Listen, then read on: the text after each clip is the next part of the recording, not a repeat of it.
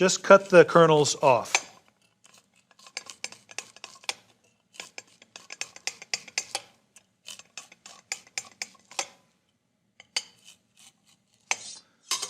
Once that's done, the smaller bowl can come out, and you might choose to even scrape the back of your knife over the cob to get all the corn milk off of the cob itself. Now, most people would just take this and throw it into the garbage, but you could add this to your chicken stock and simmer it for a short time, and all of the flavor of that corn that still clings to this cob is available to you. So I'll just put that in there. It's an easy thing to fish it out later on. What we're waiting for, obviously, is for this soup to come to a boil and then the corn and the potatoes to cook. If I move this aside, I have exactly that right here. Let me turn this down just a hair. And the only thing left to be done is to enrich this with cream.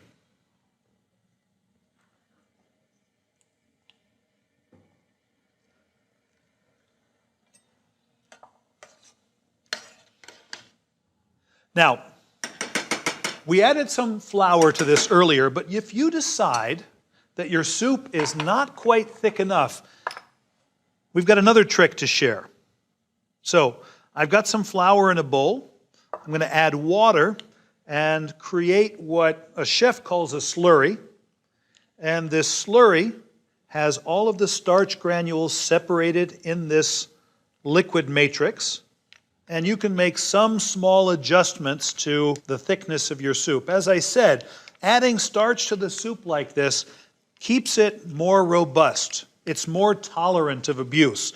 The milk, if you use milk, won't break, neither will the half and half. So here's the way to use it. Once your liquid is up to a boil, you add a small amount while you stir, and then you let it come back to a boil before you evaluate the consistency. And if you're happy with that consistency, you are done. If not, you can always add more. I think that looks pretty good. Okay, so we have a soup. I'm going to add the bacon back to that soup. Now we've got some crispy pieces of bacon that lend a little textural interest. Let me clear the decks here. And I'll show you how I might serve this soup.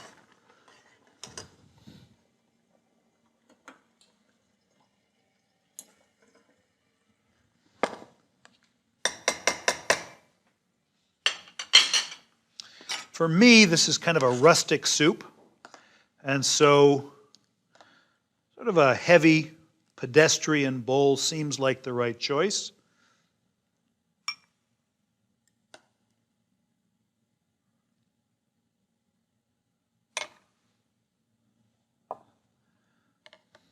I like the idea that there's a lot of corn and bacon in there.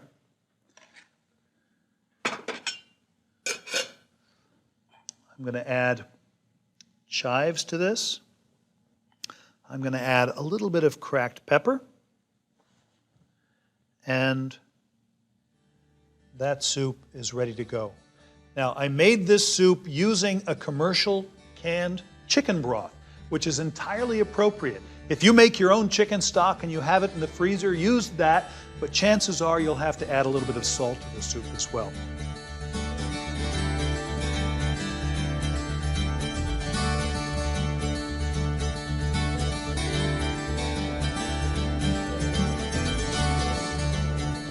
At this point, you're kind of an expert on chowder.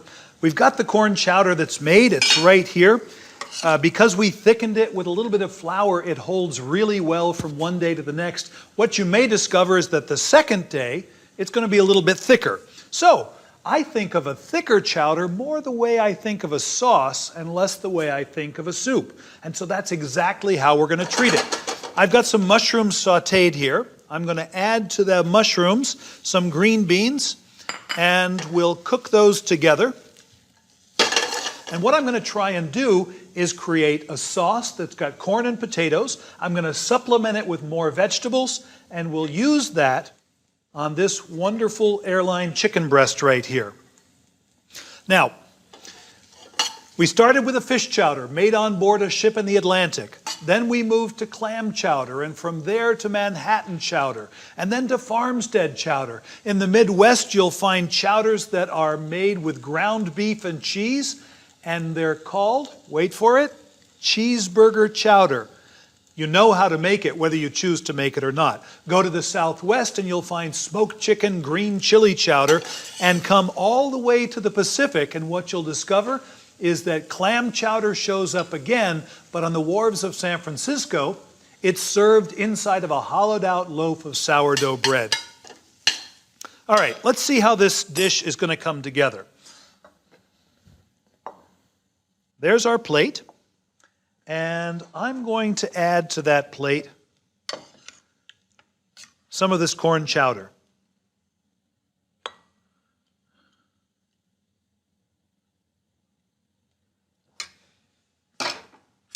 We're going to supplement that with the green beans and mushrooms. And I'm going to lay them around the outside.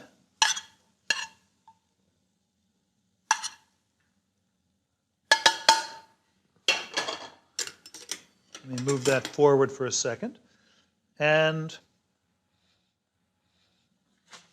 let's take this chicken breast, and I'm going to cut it into 3 pieces. Did I say 3? I meant 4. And we'll put that right on top.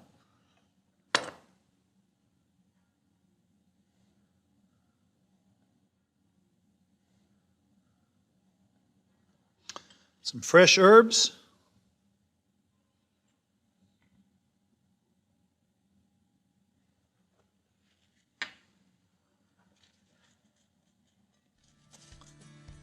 And that dish is ready to go to the table.